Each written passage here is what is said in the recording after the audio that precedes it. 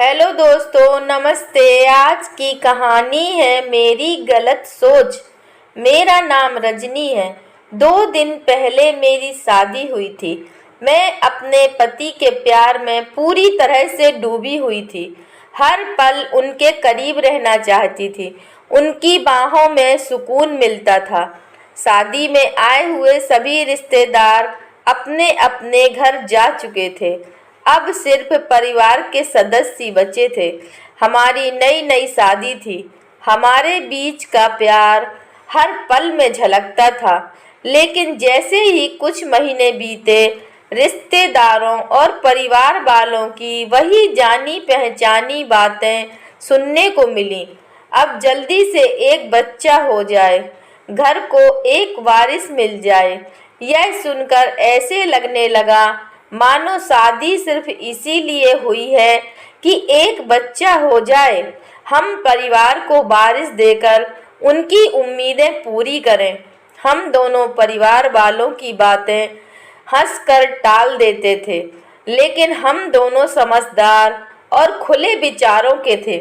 हमें पता था कि संतान की जिम्मेदारी बहुत बड़ी होती है और हमें सिर्फ परिवार व रिश्तेदारों के दबाव में इसे नहीं उठाया जा सकता। इसीलिए हमने फैसला किया कि पहले कुछ साल अपनी शादीशुदा जिंदगी को अच्छी तरह से सेट करेंगे, फिर बच्चों के बारे में सोचेंगे। क्योंकि मेरी शादी ऐसी जगह हुई थी जहां पर सभी एक संयुक्त परिवार में रहते थे। मैं अपने परिवार की अकेली बेटी थी, इसीलिए मुझे संयुक्त परिवार में रहने की आदत नहीं थी। लेकिन मेरी ससुराल में मेरे दादी बाबा, सास ससुर, ननद और देवर थे। संयुक्त परिवार में हर चीज की सीमाएं थीं। हमारी प्राइवेसी नाम मात्र की ही थी। घर के कामों और जिम्मेदारियों के बीच हमें अपने लिए वक्त ही नहीं मिलता था। मैंने कई बार अपने पति से कहा कि हमें अलग रहना चाहिए ताकि हम अपने रिश्ते को और मजबूत कर सकें, लेकिन मेरे पति इस फैसले के खिलाफ थे। उन्होंने कहा, परिवार से अलग रहना मेरे लिए सही नहीं होगा। इस बात पर हम दोनों के बीच मतभेद बढ़ने लगा। मैं अपनी जिद पर अड़ी थी। आखिरकार भगवान ने मेरी प्रार्थना सुन ली और मेरे पति का ट्रांसफर चंडीगढ़ हो गया। यह मेरे लिए किसी कैद से छूटने से कम नहीं था। अब हमारे पास कोई रोक टोक नहीं थी और हम अपने तरीके से जी सकते थे। कुछ महीनों बाद जब मैंने प्रेगनेंसी टेस्ट किया तो रिपोर्ट पॉजिटिव आई। यह खबर अनियोजित थी। हम दोनों घबरा गए। मैंने अपनी सहेली को बताया तो वह बहुत खुश हुई। उसने कहा, गर्भावस्था के दौरान परिवार का साथ बहुत जरूरी होता है। तुम मायके या ससुराल चली जाओ।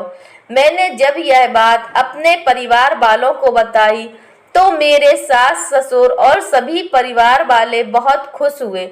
मेरी सासू माँ ने कहा, या तो तुम हमारे पास आ जाओ या हम तुम्हारे पास आ जाते हैं। लेकिन मैंने उन्हें साफ मना कर दिया और कहा कि मैं सब कुछ खुद संभाल लूंगी। गर्भावस्था के दौरान मुझे शारीरिक और मानसिक चुनौतियों का सामना करना पड़ा। मेरी सहेली भी गर्भवती थी। जब भी मैं अपनी सहेली से बात करती, वह बताती कि कैसे उसका पूरा परिवार उसकी देखभाल कर रहा है। उसकी सास, दादा दादी सभी उसे सहारा दे रहे थे।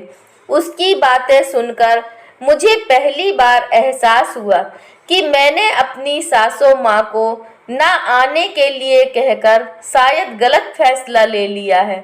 डिलीवरी के बाद मेरी सास कुछ दिनों के लिए आई, लेकिन जल्द ही वापस चली गईं। शायद मेरी पहले की कही गई बातों ने उन्हें आहत किया था। अब मैं अपने बच्चे को लेकर मायके चली गई, लेकिन वहाँ भी मन नहीं लग रहा था।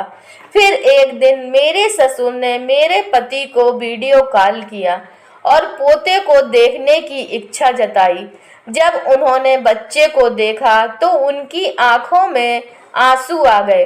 उन्होंने कहा, बेटा इतना दूर हो कि गोद में भी नहीं ले सकता।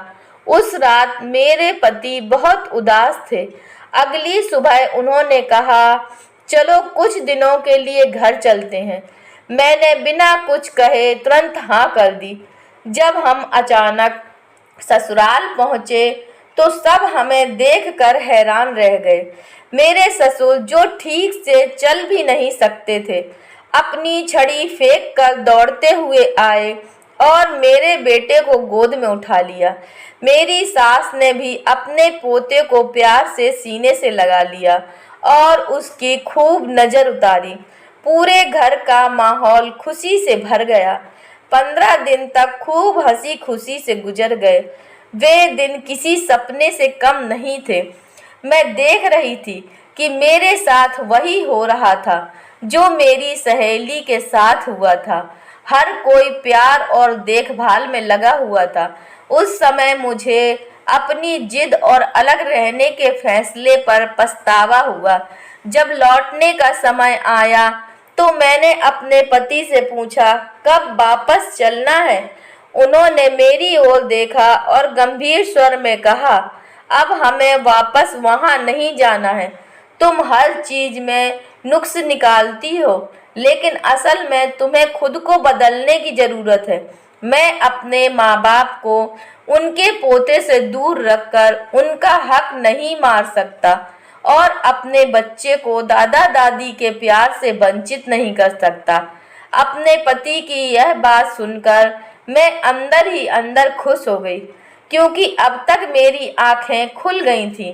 मैं यही चाहती थी, एक ऐसा जीवन जिसमें प्यार और अपनापन हो, एक ऐसा परिवार जो मुझे और मेरे बच्चे को संभाले।